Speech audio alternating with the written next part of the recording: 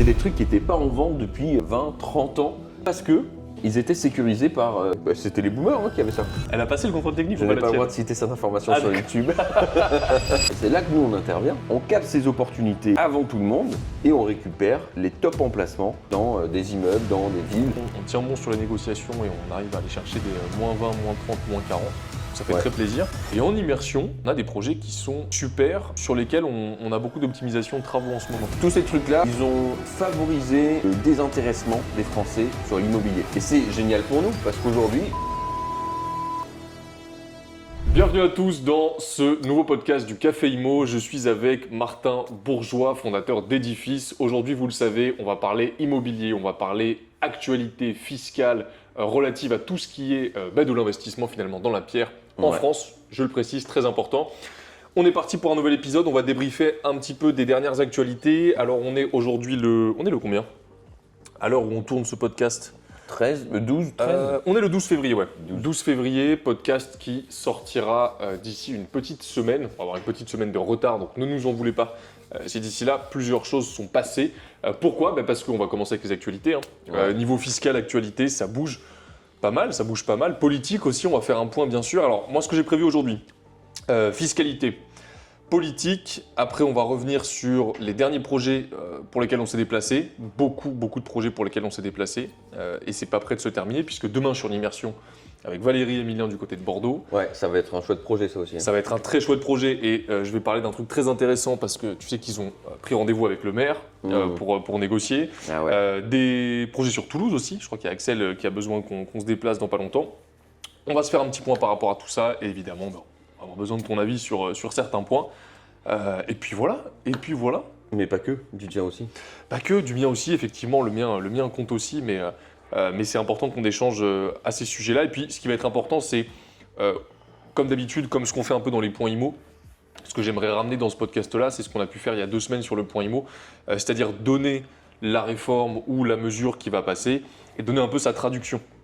Parce que le problème, c'est que la plupart du temps, on voit des choses passer sur Internet et en fonction de comment c'est mis en avant dans l'article, du titre que ça peut avoir, ça a une signification différente, quoi. On ne le comprend pas forcément. Ouais, bien sûr. Et on a tendance souvent à surréagir à une information et pas forcément la prendre d'un point de vue un peu plus général. Ouais, c'est ça. Donc on va décrypter un petit peu ça. Comme le micro foncier, tiens. Moi, je suis pour commencer par ça parce que ça me fait beaucoup rire quand on l'a présenté il y a 2 semaines là, dans le point IMO. Ouais. Donc en ce début d'année, le PLF n'est toujours pas voté, mais on a quand même 2 grosses nouveautés, 2 axes qui, eux, ont été actés, définis. Le premier, le statut bailleur privé. Ouais. On va en parler aujourd'hui, c'est important. Et on va prendre un peu de recul par rapport à cette énormité. Et numéro 2, également une loi, toute dernière loi qui est passée. Aujourd'hui, un squatter qui arrive dans ton logement, tu peux le dégager en 72 heures seulement. Et on va en parler parce qu'il y a quand même quelques petites subtilités liées à ça. Peut-être tu peux commencer par nous expliquer un peu les derniers changements justement avec ce statut de bailleur privé. Ouais, bien sûr. Le bailleur privé... Attendez, pardon. Hop, je rapproche ma petite table à café. Le bailleur privé, quand c'est arrivé, la manière dont ça avait été mis en avant, moi je l'avais compris comme ça en tout cas au début. Le bailleur privé, donc aujourd'hui on a 2 statuts, on le rappelle rapidement. On a le nu, c'est-à-dire que je loue un logement qui n'a... Voilà, quand je vous dis que c'est la tempête. Je loue un logement qui n'a pas de meubles. Et donc du coup, je loue 4 murs et un sol. Bon, on a dû réouvrir un peu le volet. Il sera plus lumineux ce podcast, mais parce que c'est un peu la tempête dehors. Alors, parle-nous un peu de ce statut, le bailleur privé. Ouais, alors le bailleur privé, quand c'est rentré en vigueur, c'est vrai que la manière dont moi je l'avais vu passer, c'était un statut qui allait tuer le meublé. Donc on le rappelle du coup, il y a 2 aujourd'hui statuts en nom propre. Il n'y en a pas 15, il y en a 2. C'est soit je loue en nu, c'est-à-dire que je loue un appartement par exemple avec absolument aucun meuble à l'intérieur, donc c'est vraiment les murs et le sol, et le locataire vient emménager son espace, soit je loue en meublé, avec un minimum obligatoire. Vous retrouvez une liste sur des sites de l'État. Je peux mettre plus d'éléments que ça, évidemment. Et donc, je vais fournir les meubles, l'ameublement et parfois des équipements dans mon logement pour que le locataire ait juste à poser ses valises et qu'il puisse vivre dans le logement. Donc, le meublé aujourd'hui est avantagé fiscalement. En meublé, on a les statuts LMNP et LMP qui sont de manière générale. Attention, la fiscalité, on ne peut pas tirer de généralité, ça dépend de la situation de chacun. Moi, par exemple, j'ai commencé par du nu, toi par du meublé, parce que Ouais. moi, quand j'ai commencé, le nu, c'était le statut qui me convenait le mieux. Donc, c'est toujours, voilà, ça, il n'y a pas de généralité, hein, c'est à prendre dans la situation de chacun. Mais donc, aujourd'hui, le meublé reste plus avantageux dans 90% des cas, pour plein de raisons différentes, et le nu était un peu laissé de côté. Donc, quand ils mettent en avant le statut du bailleur privé, moi, la manière dont je le vois, c'est fin du meublé, c'est le retour du nu, ça va de nouveau être intéressant, etc. Et ce que j'avais entendu, c'était notamment qu'on allait pouvoir enfin en nu amortir le bien. Donc pareil, si je récapitule, en très synthétique, hein, je ne vous fais pas le détail complet. Quand je suis en meublé, je peux faire des travaux, déduire ces travaux pour ne pas payer d'impôt sur mes loyers, mais je peux aussi amortir mon bien pour continuer à ne pas payer d'impôt pendant longtemps. Ce qui est ce que tu as fait sur tes projets LMNP. Là, en plus, tu es sur l'amortissement du bien, toi. Ouais, l'amortissement du bien. Alors, tu peux Voilà. pas amortir la valeur du terrain, donc tu as toujours 20% de l'achat qui est non amortissable. Mais ouais, effectivement, c'est ce que je fais. Et globalement, quand tu fais un projet avec des travaux, je vous le fais un peu à la louche, mais si tu achètes un projet 100 000 et que tu fais 50 000 de travaux, en gros, aujourd'hui, en meublé, avec le bon statut fiscal, tu ne payes pas d'impôt pendant les 7-8 premières années. Voilà, c'est très général, mais Ça dépend bien sûr du montant de loyer que tu as en face. c'est ça. Mais ça ressemble à peu près à ça. Ouais. Et donc, ce fameux bailleur privé, moi je le vois, on se dit, ah tiens, ça peut être intéressant, ça va changer des choses. Alors oui, le bailleur privé, maintenant, on va pouvoir amortir le bien, en plus des travaux. Donc ça, c'est intéressant parce que ça me permet de lisser mon imposition sur plus longtemps. Mais je vais faire la règle générale, et après je vous le traduis en version investisseur et pas en version politique un peu bullshit. Donc, la règle générale, qu'est-ce que c'est? C'est qu'effectivement, maintenant, je peux amortir mon bien en nu. Ça, c'est une super nouvelle. Ça veut dire que j'ai moins d'argent à investir, parce que les meubles, c'est un investissement supplémentaire. D'ailleurs, si vous le faites mal, c'est un apport que vous allez devoir mettre. Toi, c'est pour ça que tu as créé la menuiserie Martin. Ça permet à toutes les personnes de l'accompagnement et aux personnes aussi clés en main de meubler et de faire financer parfois à 110, 120%, même pour ceux qui arrivent à obtenir les top conditions. C'est vrai. Mais si on ne le prend pas en compte, c'est un apport à mettre. Donc c'est de l'argent supplémentaire à décaisser. En nu, on se dit maintenant grâce au bailleur privé, j'ai pas les meubles à acheter, donc c'est une enveloppe qui est plus petite et je vais lisser mon imposition. Sauf que, et c'est là où je trouve que c'est un peu dommage, c'est qu'on donne un peu l'illusion qu'il y a un gain, sauf que derrière, ce qu'on nous reprend vaut 10 fois plus que ce qu'on nous donne. Dans le sens où si vous adoptez ces mesures-là avec le bailleur privé, vous allez devoir, alors déjà on ne peut déduire qu'entre 8 et 12 000 euros par an. Donc pour faire du déficit, c'est peut-être pas forcément l'idéal non plus, puisqu'en nu on peut faire du déficit.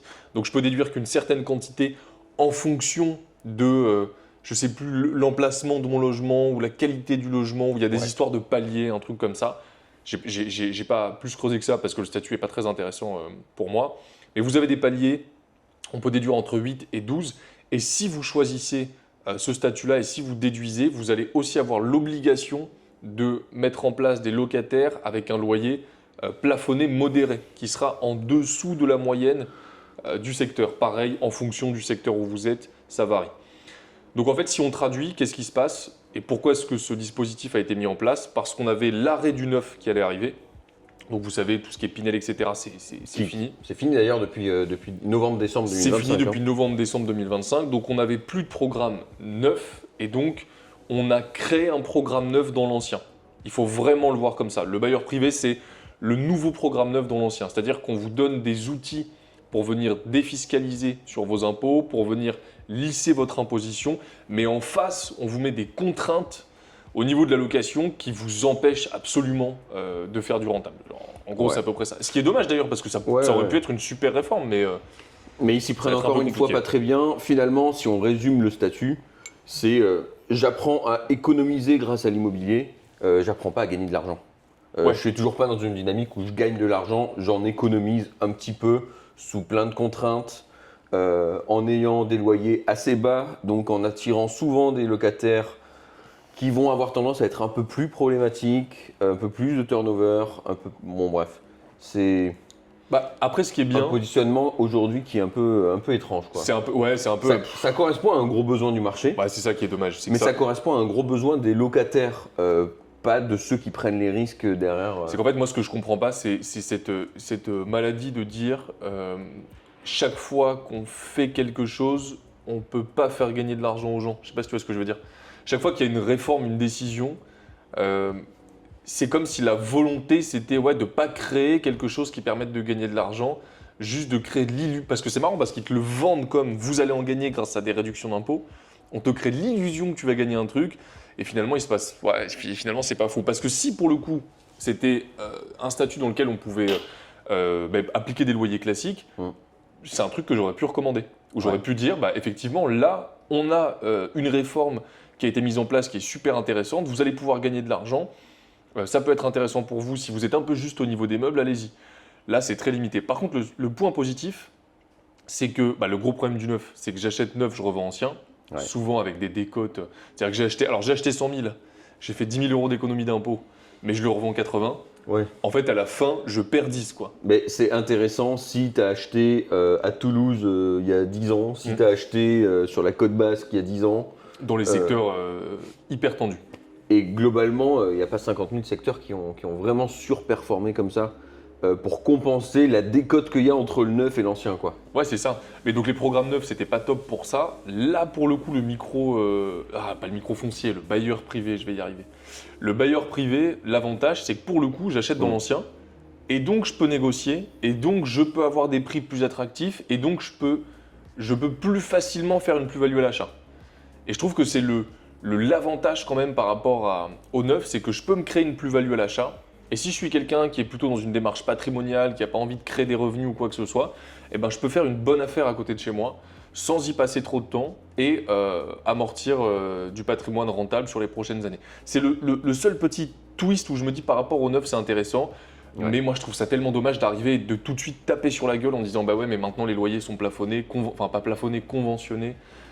Et tu peux pas faire ce que tu veux. Bon, voilà, Donc en gros, le bailleur privé, c'est mieux que le neuf. Moi, je botte en touche quand même. Hein. C'est mieux que du neuf, mais ça reste moins intéressant que ce qu'on fait sur du rentable, quoi. Malheureusement. Ouais. Ça aurait pu être très stylé. Ça aurait pu. Et alors du coup, parce que ça va directement en... Alors bon, bailleur privé, on enchaîne... Non, on va enchaîner avec le neuf. Parce que j'ai vu passer hier, on était dans le train, et je vois passer sur mon téléphone, et je t'en parle, toi tu l'avais déjà vu passer, ils ont finalement mis ça en place parce qu'il y avait l'arrêt du neuf, mais en février 2026, reprise d'un nouveau programme neuf, qui va s'appeler maintenant le dispositif Jeanbrun. Jeanbrun, et c'est pas Jean Lebrun? Non, c'est Jeanbrun, t'as raison. Non, je crois que c'est Jeanbrun. C'est Jeanbrun, t'as raison. Qui est exactement, parce que j'ai lu en diagonale l'article, c'est un Pinel avec un nom différent, quoi. Ouais. Et ce dispositif Jeanbrun, finalement, c'est un Pinel, c'est exactement la même chose qu'un Pinel, donc c'est pareil, c'est dans le neuf, des avantages fiscaux, c'est ça. Et des conventions. Le Premier ministre, il a lancé la construction de 2 millions de logements dans le neuf, justement, qui vont pouvoir être assujettis à ce dispositif. Ouais, écoute, peut-être. En tout cas, il lance les promoteurs pour pouvoir le faire. Et c'est marrant, tu vois, parce que moi, il y a quand même un truc que je trouve étrange. Tu sais, à l'apéro, donc on a fait l'apéro de Paris, là, il y a 2 jours. Ouais. Et il y avait un promoteur très sympa avec qui je parlais. Et j'ai creusé le sujet, là, il y a 1 semaine ou 2, après avoir vu un 66 minutes inside ou un truc comme ça, qui m'a fait rire, parce que je vois le 66 minutes, et en fait, c'était un épisode tourné sur la négociation avec les promoteurs.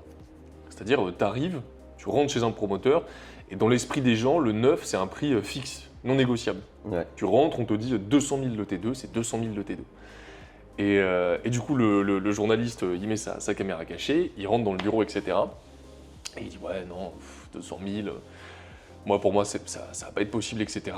Tant pis, une prochaine fois peut-être. Il sort, et 30 minutes après, t'as le promoteur qui le rappelle, et le promoteur assis, ferme, ouais, non, on peut pas faire mieux que ça, etc. C'est le prix, c'est comme ça, c'est pas autrement. Et le promoteur qui le rappelle 30 minutes après, qui lui dit, oui, non, bon, écoutez, finalement, on a regardé un petit peu, on va pouvoir se débrouiller, on va pouvoir faire une offre à 170 000 éventuellement si vous le souhaitez. Et en fait, moi, je savais pas qu'on pouvait négocier dans le neuf. Moi, dans mon esprit aussi, c'était un prix fixe. Ah ouais? Mais j'étais pas au courant. Et le mec qu'on voit, le promoteur, premier truc qu'il me dit, si ça vous intéresse, moi j'ai 10 lots sur les bras. Je dis, comment ça, t'as 10 lots sur les bras? Il dit, là on a 10 lots qui se vendent pas, qu'on n'arrive pas à vendre, donc il faut absolument qu'on les écoule parce qu'il y a un vrai besoin de récupérer des liquidités et de clore l'opération pour passer à la suivante. Ouais. Donc on les vend à prix réduit, et si vous nous prenez les 10 en même temps, on vous fait un méga bon prix. Et donc il me montre un peu prix de vente, versus prix d'achat qu'on peut en tirer et prix d'achat du gros, putain, c'est un truc de fou. C'est fou, hein. En fait, le truc qui est intéressant avec les promoteurs, c'est que comme ils brassent des gros volumes, ils font une opération, par exemple, à 20 millions. Si les 3-4 derniers appartements, ils les bradent à 50%, ça leur permet de récupérer tout leur cash et de pouvoir démarrer l'opération suivante. Et ça, c'est assez fort. Et donc en fait, aujourd'hui, nous, c'est ce qu'on a mis en place, où justement, aujourd'hui, c'est ce qu'on a mis en place avec quelques coachs qui, du coup, s'occupent de récupérer toutes ces opérations intéressantes et on les propose en clé en main derrière pour nos clients. Ouais, non mais c'est ça. Mais tout ça pour dire que c'est vrai que crise du logement, moi j'ai du mal à comprendre comment un promoteur il reste avec des lots sur les bras. Ouais. Mais c'est parce qu'ils doivent être trop gourmands, je pense, à la mise en vente. Oui, mais bon, il y en a beaucoup qui se sont pris aussi le revers, tu sais, de l'après-Covid, là. Ils ont acheté en 2020, 2021, 2022. Souvent, les travaux de promotion, ça prend 2 ans, parfois 3. Ouais, il y a des chantiers qui sont très longs. Hein. Et donc, ils sont en train de revendre là, ou ils sont en train de terminer de revendre là, avec des projections qui sont différentes de ce qu'elles sont actuellement. Ils ont fait un business plan avec des projections de ça continue à monter 2025-2026. Finalement, c'est redescendu. Et donc, ils ont essayé beaucoup de revendre un peu trop haut. C'est pour ça qu'il y a beaucoup de promoteurs qui ont fait faillite. Ah mais oui, mais t'as pas tort, parce que c'est vrai que du coup là on est dans les achats de terrain de 2021-2022, quand les prix étaient au plus haut. Ouais. Il y a eu des corrections, etc. entre temps, hausse des prix des matériaux, donc il y a des chantiers qui ont dû coûter une fortune. C'est peut-être le bon moment d'acheter en fait des... T'imagines ? Les marges des promoteurs, elles sont pas énormes. Hein. C'est un métier que je connais pas du tout. Ils font des marges à quoi un promoteur, ouais, sur une opération, il fait quoi 10 points? Non, un peu plus, 15 points. Ben, ça dépend. Ça dépend du marché. Le truc, c'est que le promoteur, il est très exposé à la volatilité du marché parce qu'entre le moment où il achète le terrain et le moment où il vend, ou du moins le moment où il termine de vendre, parce qu'il prévend toujours une partie des lots, ben, le marché, il a bougé entre les deux, quoi. Ouais, mais c'est ce qu'on dit aussi par rapport aux marchands de biens et aux locatifs. Ouais. Souvent, les gens, ils opposent le marchand de biens et le locatif. On le voit en apéro, quand on fait les apéros, il y a des gens qui me disent « Oui, moi, je veux faire du locatif, moi, je veux faire du marchand de biens. » Et j'en parlais hier dans le coaching des Fast, là, qui se lancent sur leur deuxième acquisition. C'était génial, d'ailleurs. C'était une super ambiance. Mais je leur disais, mais de toute façon, tous les investisseurs locatifs, à un moment donné, sont amenés à faire de l'achat-revente. Et tous les marchands de biens ont du locatif quelque part dans leur patrimoine. Ouais. C'est deux métiers évidemment qui sont complémentaires. Mais le problème du marchand de biens, c'est qu'un cycle économique, c'est à peu près 5 ans.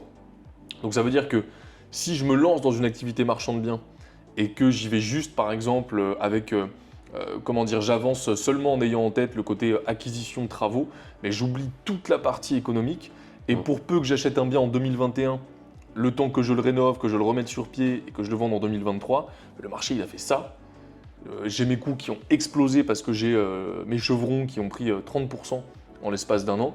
Et donc je me retrouve avec un bien que je suis obligé de vendre. Parce qu'un marchand de biens, il a, en général, dans l'année, il faut que l'opération elle s'écoule. J'ai 5 ans, sinon je dois repayer des frais de notaire supplémentaires, parce que marchand de biens, j'ai ces fameux frais réduits, etc. Au lieu d'être à 8-9%, tu es à 3%. Ouais, c'est ça. Donc j'ai un truc un peu plus... j'ai des avantages, mais il faut que je vende très vite. Et donc, si je dois vendre dans ce cycle économique, même s'il est pourri, et parfois ça me force à faire une mauvaise opération, parce que je dois vendre, récupérer mes liquidités, pas avoir à décaisser encore plus d'argent que ce que j'ai décaissé. Et y a pas, les promoteurs, mais les marchands de biens ont eu du mal aussi post-Covid. Alors que locatif, si la période elle est nulle, que j'ai un marché qui s'effondre, même si les prix tombent à 0, c'est un peu extrême, mais même si les prix s'effondrent, bah, j'ai des loyers qui continuent à rentrer, qui sont toujours de plus en plus élevés, parce que du coup ça augmente d'année en année, donc ça me protège contre l'inflation, contre tout ça, et je suis un peu plus serein et détente. Et c'est pour ça que souvent je dis, le locatif c'est mieux pour démarrer, parce que déjà quand on démarre, il y a plein de choses à apprendre. Il faut apprendre à faire une étude de marché, il faut apprendre à définir une stratégie très claire, il faut apprendre à calculer son budget, il faut apprendre à chiffrer des travaux, faire des offres, négocier, gérer un chantier, mettre en place des locataires. Il y a 10 nouvelles compétences à apprendre, mais au moins faire du locatif, ça permet de se sortir de ce côté économique. Je n'ai pas en plus à prendre en compte le reste de la France entière, je peux me focaliser sur mon projet. Et souvent les marchands de biens, c'est je commence par du locatif, 1, 2, 3 opérations, puis ensuite après je fais de l'achat-revente, etc. Et je trouve que c'est bien de commencer comme ça. Mais du coup pour les marges d'un promoteur, entre 7 et 10%. Tu vois, c'est ça. C'est horrible. C'est assez faible. Et d'ailleurs, les entreprises du bâtiment qui bossent sur des chantiers de construction neufs, les marges sont encore plus faibles. C'est la guerre parce qu'ils font des appels d'offres, ils passent par des archis qui mettent en concurrence tout le monde. Et les marges dans le neuf sont extrêmement faibles. C'est pour ça que tu as des matériaux qui sont de plus en plus cheap dans les constructions. Parce que les marges sont très très faibles. Tu sais, bientôt, ils vont nous faire des optimisations du style plancher OSB. Comment ça? Bah écoutez, c'est vraiment les plaques d'OSB qu'on vous a mis, mais vous allez voir, C'est du bois éco-responsable. un petit peu vitrifié, ça va rendre très très bien, ça va être très très beau Ah dans oui, votre salon. carrément. Les portes de cuisine, tu sais. Attendez, je comprends pas, c'est une porte et deux tréteaux qui fait mon bureau. Non, non, non, c'est la méthode Jeff Bezos. C'est la nouvelle mode aux States en fait. Vous comprenez pas le marché, c'est Il tout. faut être sharp, il faut être sharp. C'est sûr, moi je suis sûr qu'il y a des optimisations comme ça qui vont arriver. Quoique, Hugo, qui a acheté dans le neuf, pour l'instant tout se passe très bien, ils sont à l'heure. Ils sont Ok. dans les temps, etc. À voir. Enfin, c'est peut-être le seul chantier de France où tout se passe bien. Ton cousin Ouais, ouais. Il achète à côté, donc au-dessus de Bayonne, là, entre Bayonne et Tarnos, Ouais. dans le neuf et tout. Écoute, j'ai vu les vidéos, etc. Ça se passe bien. Seul truc que je trouve toujours bizarre dans le neuf, c'est la taille des chiottes. Parce que tu sais, tu as les normes PMR. Mmh. Tes chiottes, c'est une pièce à vivre, quoi. C'est vraiment, tu sais pas quoi en faire, c'est gigantesque. Tu peux mettre des rangements, etc. Et je trouve toujours ça bizarre dans un appart. Mais écoute, non, tout se passe bien pour l'instant. Je sais plus chez qui ils sont. Génial. Donc réforme fiscale, on avait ça. Donc le bailleur privé, la loi anti-squat, Ouais. évidemment. Loi anti-squat, il faut la comprendre avec précision. Parce que il y a une subtilité qui est quand même pas des moindres. Ah oui. Un squatteur n'est pas un locataire qui ne paye plus son loyer. Donc c'est-à-dire que si demain tu achètes un bien, et par exemple pendant les travaux, il y a quelqu'un qui pète la porte, qui rentre, qui s'installe et qui squatte ton bien, celui-là tu peux le dégager en 72 heures maximum. Mais si tu as un locataire qui est déjà en place, qui décide de ne plus te payer, là c'est toujours pas résolu comme problème. Non, là c'est toujours pas résolu. Là on est dans un impayé classique qui prend du temps. Par contre, c'est pas 72 heures, c'est 72 heures. Alors oui, on peut virer en 72 heures, mais il y a des subtilités. Le préfet doit donner une réponse. Il y a un truc, en fait, il y a deux types de squat. Il y a le truc judiciaire et le squat je sais plus quoi. Le délai maximum, c'est 3 mois, je crois, si je me trompe pas. Ce qui est déjà extra court.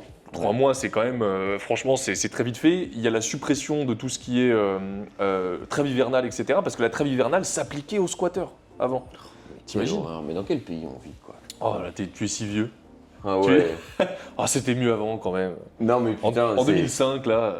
c'est ouf hein. Mais parce que en fait le problème avec ça, et ça c'est un gros problème qu'on a en France, c'est que ça correspond à 3%. 3% des situations, dans 3% il y a des cas d'impayés, de squats, etc. C'est relativement faible et aujourd'hui même je peux vous le dire dans la communauté, moi j'ai jamais entendu parler de squat. En termes d'impayés, on doit être à 0,5% d'impayés, un truc comme ça. Bah, moi, en 2 ans, on n'a jamais eu d'expérience d'un. Enfin, à part moi, je crois que je suis le seul. Je crois que je suis le seul dans la communauté qui a eu cette expérience. Mais on a identifié pourquoi. Et, Ah bah oui. Et donc aujourd'hui, ça c'est un truc qui nous arrive pas. Donc ce qui m'embête, c'est qu'on parle beaucoup de ça et que du coup, dans l'esprit des gens, faire de l'immobilier, c'est avoir des squatteurs et des impayés. Et les gens sont un peu matrixés par ça. En fait, le truc, c'est que c'est que le cerveau humain, il réagit beaucoup au négatif, comme par exemple les informations. Je sais pas si tu regardes les news. Moi, jamais.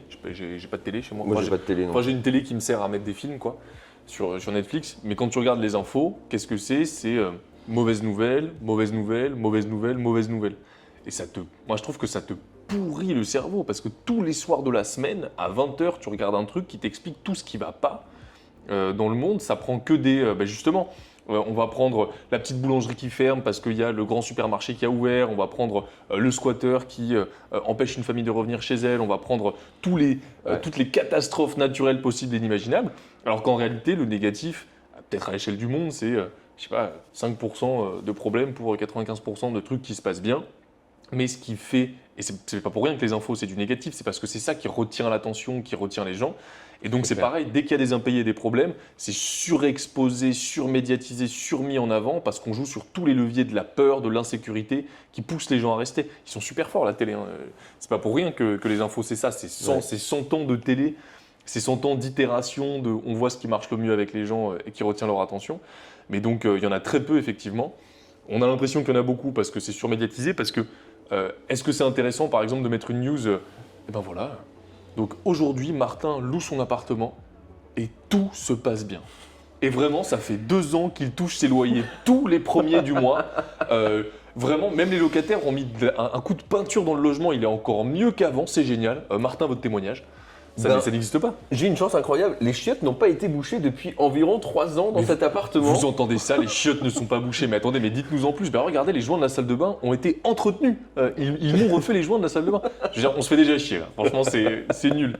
Donc non, c'est tout. C'est qu'il y a très très peu de cas, mais surmédiatisé, surexposé. Et bon, bah, plutôt, c'est cool parce que ça va dans un sens qui est cohérent. C'est même pas dans le bon sens, juste c'est cohérent. C'est juste logique en fait. Et bon, effectivement, c'est dans le bon sens.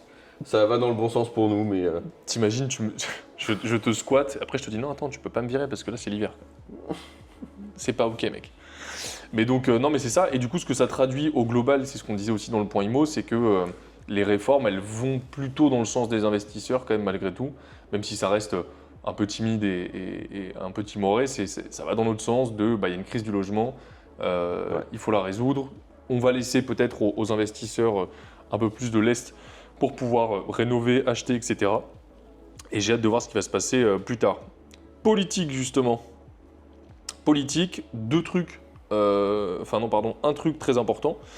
Donc on a tout ce qui est élection des maires, etc. Ça, je passe rapidement dessus. Pourquoi ? Parce que oui, en pleine période d'élection, on a pas mal sur les études de marché. Là, j'ai pas mal de personnes de la communauté qui me disent, tu sais, donc dans l'étude de marché, on leur propose de vraiment s'immerger un peu dans la vie de la ville, essayer de comprendre un peu les budgets, ce qui est prévu, etc. C'est vrai qu'en ce moment, il y a un peu plus d'incertitude parce qu'on ne sait pas qui va être élu. Mais bon, sur des projets de construction, d'aménagement, etc., normalement, quand on a déjà commencé la construction d'une école, on ne va pas s'arrêter au milieu et dire non, écoutez, on laisse un truc à ciel ouvert et ça ne se fera pas. Donc, il y a un peu d'incertitude, mais qui n'est pas négatif, qui va être résolu dans les prochains mois avec les élections. Ouais, le plus d'incertitude qu'il y aura, ce sera plutôt présidentiel 2027. Ça va plutôt être ça, effectivement. Alors ça va être assez fameux, on en parlera. Mais là, on a un truc épatant qui vient de se produire. Et la réaction de l'État me tue. Donc on a l'inversement de la courbe de la natalité qui, pour la première fois, a eu lieu. C'est-à-dire qu'on a plus de décès que de naissances. Et j'aimerais bien ton avis sur l'impact que ça peut avoir sur l'immobilier, etc. Et ce qui me tue, c'est que tous les trentenaires ont reçu une lettre chez eux qui dit « Faites des enfants ». Tu l'as reçu, toi ? Bah non, j'ai pas 30 ans. Moi non plus. C'est pas que les gens de 30 ans qui l'ont reçu ? Ah, je sais pas. Ah, je sais pas. Non, j'ai pas Tu reçu. crois que c'est l'âge idéal ? Je sais pas. Mais il faut quand même en parler de ça, c'est un truc de ouf. Vous savez que l'Europe, et je crois que c'est quand même pareil aux États-Unis, donc les pays occidentaux, aujourd'hui on a un tel confort de vie que les gens se demandent, les gens attendent le bon moment pour avoir un enfant par rapport à leur carrière, par rapport à... Il faut que tous les astres soient alignés, alors que ça ne se passe pas comme ça dans le reste du monde. Dans le reste du monde, c'est beaucoup plus spontané, je dirais, et quand tu as des enfants et c'est parti, quoi. Bah oui. Et donc, effectivement, il y a un ralentissement qui se passe par rapport à ça aujourd'hui. Est-ce que c'est une tendance de natalité qui baisse ? Moi, j'ai l'impression que c'est 2 facteurs principaux qui rentrent en compte. Numéro 1, on a tous les boomers qui sont en train de terminer de partir à la retraite. Les boomers, donc tous ceux qui sont nés après-guerre, et d'ailleurs, vous regardez la courbe du nombre de personnes qui partent à la retraite, c'est assez intéressant parce qu'on a, sur les années 2010, assez peu de personnes qui partent à la retraite parce que c'est à peu près 60-65 ans après la Deuxième Guerre mondiale, donc il y avait peu de naissances pendant la guerre, donc peu de départs à la retraite à ce moment-là. Et ensuite, ça augmente très très fort parce que reprise des naissances après la guerre. Et donc là aujourd'hui, tous les boomers, ils sont en train de terminer de partir à la retraite. Donc ça, c'est le premier point. Donc forcément, on a dans la population beaucoup plus de vieux aujourd'hui qui sont en train d'arriver à la retraite, certains qui arrivent peut-être même en bout de vie. Et de l'autre côté, on a un décalage Là où avant, les gens, ils avaient des enfants un peu plus tôt, aujourd'hui, on a des enfants un peu plus tard. Et donc pour moi, c'est un décalage qui est en train de se produire. Est-ce que ça veut dire que les Français vont plus avoir d'enfants? Est-ce que ça veut dire qu'on va être un pays qui ne va être que vieillissant? Je n'ai pas de boule de cristal pour le dire. En tout cas, les experts imaginent que d'ici 2060, 2070, on aura une France plus vieillissante, plus vieille en tout cas que les continents voisins, par exemple comme l'Afrique, où là on a une moyenne d'âge qui est beaucoup plus jeune, mais on a aussi une espérance de vie qui est beaucoup moins longue. Ouais, mais comme le Japon c'est un pays qui est très vieux, et pourtant c'est pas un pays qui est pas performant, hein, mais j'ai pas les chiffres. Mais en fait, tu as raison, c'est un mix entre les deux. Oui. C'est d'un côté, j'ai une baisse des naissances, et en plus, j'ai une hausse de la mortalité. C'est les deux qui se sont rejoints finalement à l'intersection et qui donnent un truc aujourd'hui à zéro, quoi. Enfin, à moins 6000 personnes. Le solde naturel. Le solde naturel, c'est comme ça. Le solde naturel, c'est ça exactement. Mm. Oui, et après, dans le calcul, parce que la question qu'on peut se poser, c'est oui, mais donc il y aura moins de pression sur les logements, etc. Moi, j'ai un peu une double analyse là-dessus. Déjà, le solde naturel, c'est pas le solde démographique. Le solde naturel, c'est la différence entre les naissances et les décès. Le solde démographique, c'est toutes les personnes qui viennent s'installer en France versus toutes les personnes qui partent. Ça, c'est le solde, pas démographique d'ailleurs, c'est le solde migratoire. Et c'est l'addition des deux qui fait la démographie d'un pays. Donc si tu as un problème de naissance, par exemple, mais que tu es super attractif comme pays, tu as moins de naissances, beaucoup de décès, mais tu es hyper attractif, les gens viennent chez toi parce que tu rayonnes, ce qui reste malgré tout le cas de la France. Nous, en interne, en plus c'est très français de faire la gueule, de gueuler, etc. Mais à l'étranger, la France, moi j'ai beaucoup voyagé. La France, et toi aussi d'ailleurs, toi tu as vécu même beaucoup à l'étranger. Mais la France, ça reste un pays hyper sexy, qui attire, c'est une marque, les gens ont envie d'y habiter, etc. Ouais. Donc tant que tu attires encore du monde, tu peux avoir une démographie positive, et je pense et j'espère que ce sera le cas. Et même en dehors de ça, le fait qu'il y ait une population qui baisse, moi je le vois d'un œil un peu différent, où je me dis le risque, c'est pas du tout pour les villes, en termes, si on reste sur du pur investissement, moi je pense que les villes ça va rester attractif, que les gens ont envie d'y vivre. Bordeaux, c'est une ville qui va exploser. Toutes les villes de taille moyenne, Lyon, Grenoble, Marseille, etc., c'est des villes qui explosent et qui font exploser avec elles, évidemment, les alentours, le pourtour. C'est vrai. Moi, j'ai l'impression que s'il y a moins de personnes, c'est plutôt les milieux ruraux qui vont se vider. Parce qu'en plus, c'est les milieux qui sont les plus vieillissants. Donc si ce n'est pas remplacé par de la natalité, c'est des communes rurales dans lesquelles je vais avoir plus d'enfants, plus d'écoles, des logements vacants, personne qui veut y habiter, et les gens, parce qu'il y a moins de monde, vont de plus en plus aller dans les villes pour aller trouver ce côté un peu social, etc. Donc j'ai l'impression que ça va créer un déséquilibre plus fort entre l'intérieur, on va dire, de la France et le côté ville, quoi. Moi je le vois plus comme ça. Ouais, mais c'est déjà le cas, hein, parce que tu regardes, moi j'ai regardé il n'y a pas longtemps justement les cartes de la France, de la démographie, et tu regardes 1930, enfin 1925 versus 2025 à 100 ans d'écart. Il y a 100 ans, la répartition de la population sur le territoire français était assez homogène parce qu'il y avait beaucoup de paysans. Il y a 100 ans? Ah oui, oui. Il y avait beaucoup de paysans, effectivement, tu avais quelques regroupements dans les grandes villes. Mais là, aujourd'hui, les campagnes déjà sont vidées parce que tu n'as plus besoin d'avoir autant d'agriculteurs, comme on est très mécanisé. Et donc, il y a déjà ce phénomène qui est en train de se produire. Effectivement, il y a quelques autres facteurs qui vont les accélérer, je pense. Ouais, c'est ça. Non, mais c'est hyper intéressant. Et la question, du coup, que certains se posent, enfin, surtout ceux qui n'ont pas encore commencé à investir, c'est… Quel est l'impact sur mon investissement? Oui, ou alors même, est-ce que c'est le moment, est-ce que je vais le faire, etc. Ouais. Pour moi, il y a un contexte qui est intéressant. En fait, ça, c'est un problème dont on parlera peut-être dans 50 ans. Mais l'immobilier, moi, je n'aime pas le voir sur 50 ans, j'aime bien le voir plus sur… Je trouve que 20 ans, c'est déjà un horizon qui est très long. Et sur 20 ans, on n'a pas ce problème parce qu'aujourd'hui, si je vous le résume, avec toutes les difficultés qu'il y a eu dans l'immobilier sur les dernières années, les mauvaises réglementations, les mauvaises solutions fiscales de l'État, les DPE qu'on contraint aux Français et qui, finalement, quelques ans plus tard, on fait marche arrière parce qu'on s'aperçoit que ça fait plus de dégâts qu'autre chose. Tous ces trucs-là, ils ont favoriser le désintéressement des Français sur l'immobilier. Et c'est génial pour nous parce qu'aujourd'hui, on se retrouve dans un marché où, j'ai trouvé la statistique, entre l'année dernière et cette année, l'entreprise Foncia, vous savez, qui gère énormément de biens à la location, qui est donc un gros bailleur, du gros gestionnaire locatif, ils notent 7% d'offres à la location en moins sur le territoire français. 7% de biens à louer en moins que l'année dernière.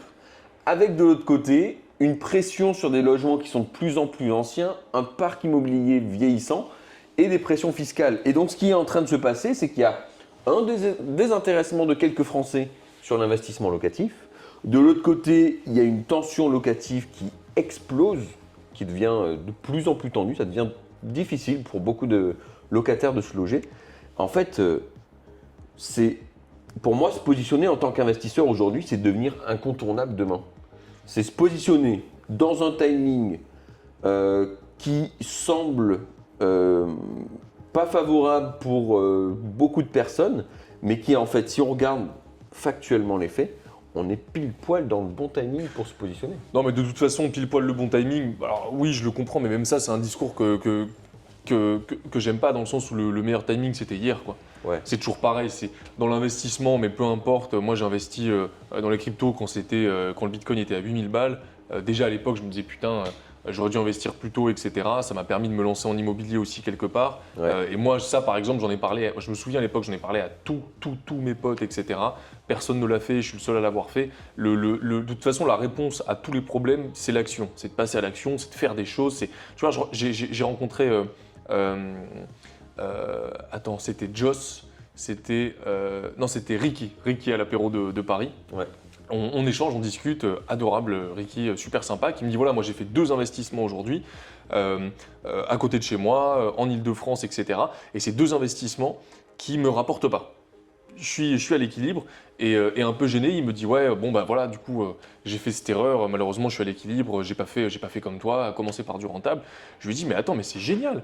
Je lui dis mais c'est génial, t'as peut-être pas suroptimisé tes investissements, c'est peut-être pas grâce à ça que tu vas pouvoir changer d'activité ou t'y mettre à plein temps, mais attends mais t'as fait 50 fois mieux que quelqu'un qui n'a rien fait. Dans 25 ans, c'est ta retraite qui est assurée, c'est du patrimoine que tu as amorti tout seul. Alors maintenant, évidemment qu'on peut faire mieux. Évidemment qu'on peut aller chercher des projets qui sont plus intéressants, sur lesquels on fait plus de plus-value, qui rapportent. Mais au moins, tu as fait quelque chose. Dans 25 ans, tu seras très content. Et maintenant que tu as fait des erreurs ou que tu sais qu'il y a des choses sur lesquelles tu as envie de mieux faire, eh ben, tu as juste à travailler là-dessus et à passer à un projet rentable. Bon, là, il veut faire un immeuble de rapport en l'occurrence. Et c'est 100% OK. Donc de toute façon, le timing, pour l'investissement, il est toujours bon. Mais c'est un peu le BFM TV, on nous met dans la tête qu'il y a plein de contraintes, il y a plein de difficultés. Comme tout, de toute façon, dans la vie, c'est des contraintes et des difficultés. Pour avoir un métier, parfois tu fais 5 ans d'études, mais vu que c'est normal, les gens n'y pensent pas. Mais là, il y a plein de choses à développer, plein de connaissances à développer, et c'est surtout qu'il ne faut pas tomber dans des pièges fiscaux, dans les pièges des travaux notamment. C'est plutôt ça.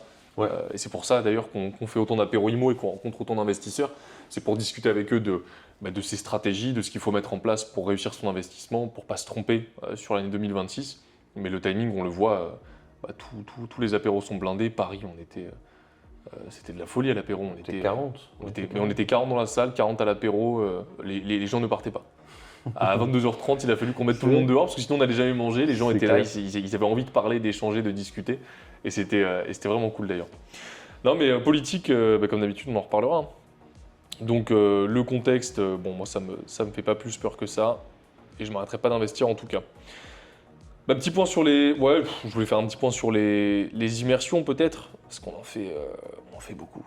On fait beaucoup en ce moment. Demain matin, j'ai encore un train à 6h pour aller à côté de Bordeaux. Peut-être que je vais prendre la voiture d'ailleurs avec les intempéries. Mais non, on en fait beaucoup. On en fait beaucoup et globalement ça se passe vachement bien. Et Là, ça envoie les offres en ce moment. Putain, là, ça envoie. Oui, mais attends, on a Soyan qui a eu son financement. Ouais. Magique. Plein d'offres qui sont acceptées. Je crois que là, sur les 2 dernières semaines, on est à 11 ou 12 offres acceptées, je crois.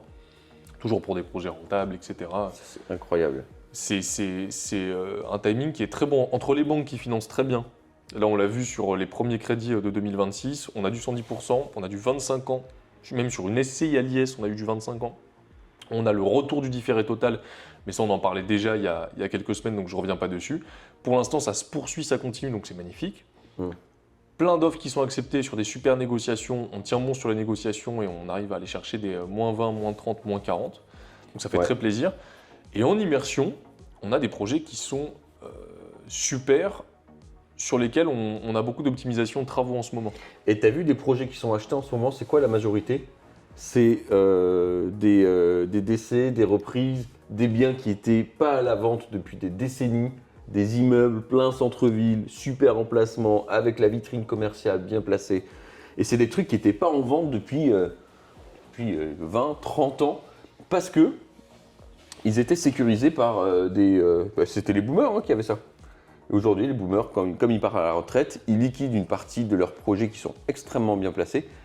Et information importante, les boomers, aujourd'hui, possèdent encore 4000 milliards d'euros de patrimoine entre leurs mains.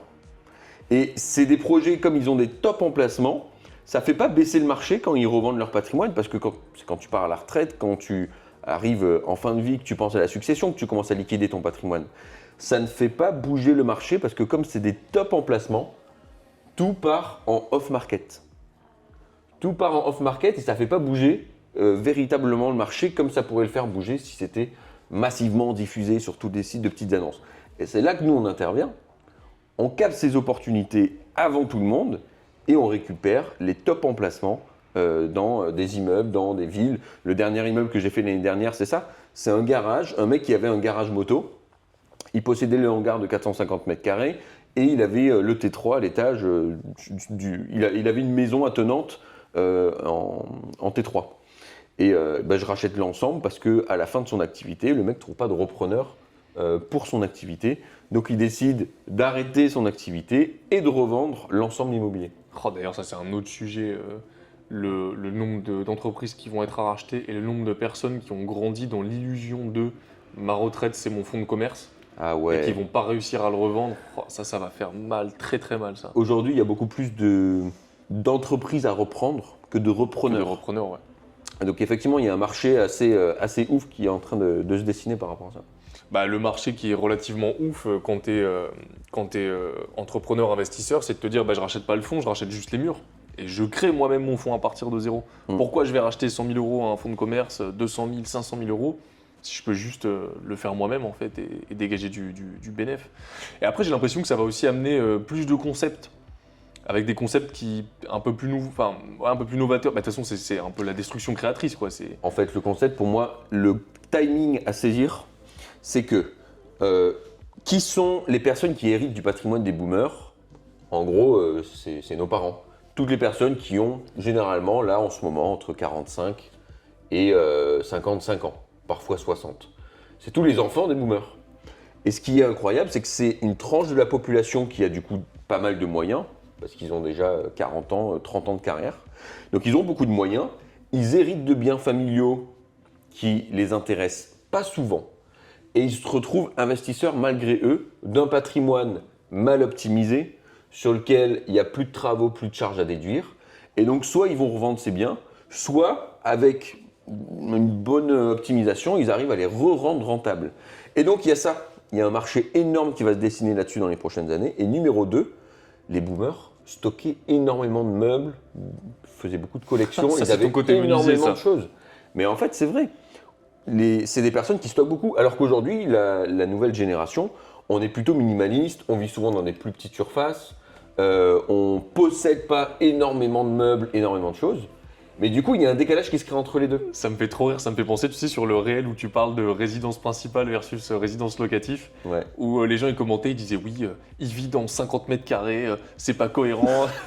Comme si, parce que tu es en immobilier, il fallait absolument que tu vives dans un château fort avec 800 mètres carrés de terrain, 1500 mètres carrés d'intérieur. Mais ce que les gens ils n'ont pas capté d'ailleurs dans ce réel, c'est trop drôle. Vous irez voir sur Instagram, je l'ai mis en épinglé. Il sera sûrement encore épinglé en haut sur Instagram quand vous regarderez. Vous regarderez le truc où je dis que moi je veux rester locataire. Effectivement, j'habite un 58 mètres carrés en couple, donc on est à deux à Biarritz avec un appartement qui a vue sur la mer. J'ai pas besoin de plus. Et effectivement, je paye 1 000 € de loyer par mois. Ah oui, et l'excédent, tu le réinvestis, c'est de l'argent que tu stockes qui va servir pour un prochain projet, c'est une mentalité d'investisseur, quoi. Et le but, c'est pas de rester locataire toute ma vie, vous l'avez bien compris. Le but, c'est de liquider au moins la moitié de mon patrimoine dans les prochaines années, de récupérer énormément de cash et de réinvestir cash et d'acheter cash ma résidence principale. C'est ça la vraie dynamique. Donc, c'est marrant que tu soulignes ça. Donc, effectivement, soyez économe. Ça ne sert à rien d'avoir des grandes surfaces au début, de miser sur le confort. Réinvestissez tout ce que vous pouvez et ensuite, vous payerez du confort, mais sans avoir du crédit nécessairement sur la résidence principale. Ça me rappelle ce mois de février 2022 où j'ai tenu avec 13 € sur le mois en bouffant que les conserves qui restaient parce que je voulais mettre de côté pour pouvoir mettre de l'apport dans mon projet, etc. Là, c'est toujours un peu extrême au début, mais non, mais c'est l'idée, mais quoi. ça vous blufferait, ça vous choquerait. Si vous veniez, vous passiez 24 heures avec nous, vous verrez que la plupart des personnes qu'on accompagne, qu'on coach, ils ont une meilleure voiture que la mienne. Ah ouais, mais ouais. j'en ai rien à carrer. Tu veux qu'on mette des inserts de nos voitures dans le podcast pour montrer un peu la qualité? Là, Partagez-nous. Si on a suffisamment de commentaires qui nous le demandent, on vous partagera les photos de nos voitures. T'as passé le contrôle technique ou pas? Elle a passé le contrôle technique Je ou n'ai pas pas la le droit tienne? de citer cette information Ah, sur d'accord. YouTube. Moi, je l'ai soudoyé avec des grands sourires. De allez, s'il te plaît, vas-y, sois sympa. C'est passé.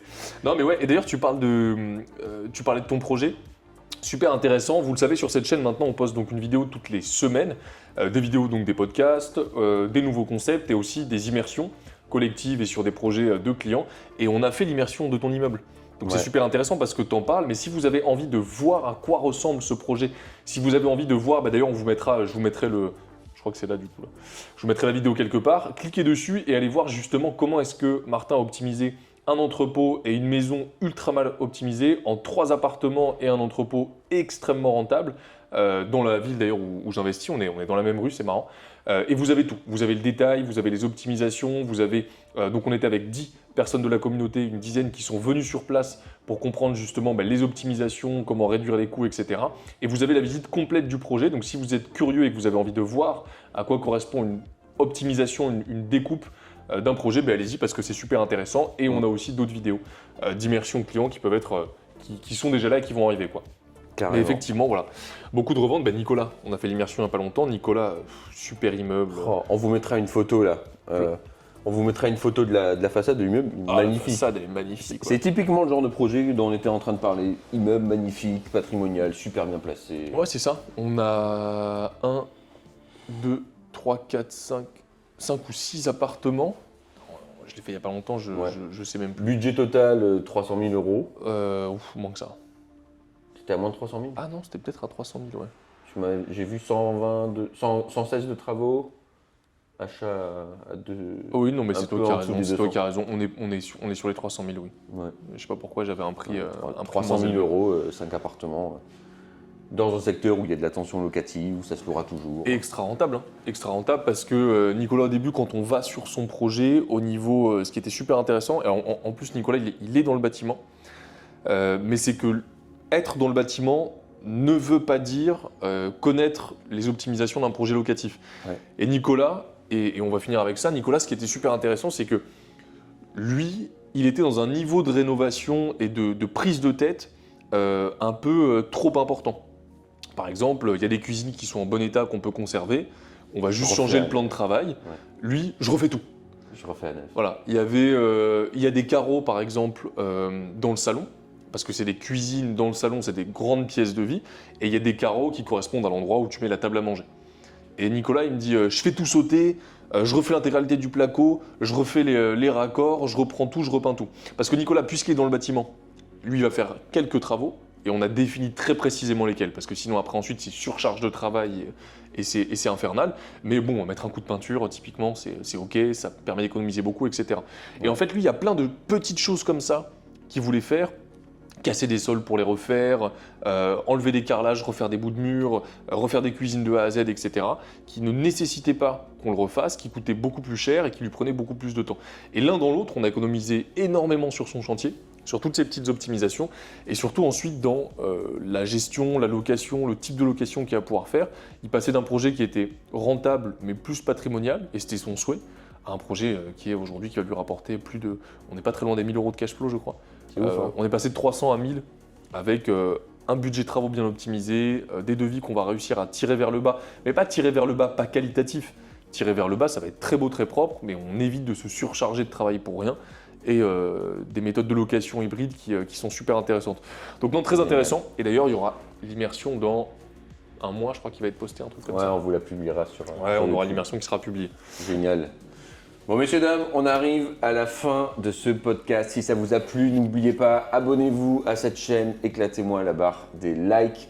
Si vous avez envie de nous retrouver sur l'un de nos nombreux apéros IMO qu'on organise partout en France, ça se passe directement sur notre site internet. Je vous remets la référence dans la description, edificeclub.fr. Vous vous inscrivez, on vous appelle dans 24-48 heures pour vous expliquer la date, pour vous expliquer comment venir, voir si vous avez le bon profil, etc.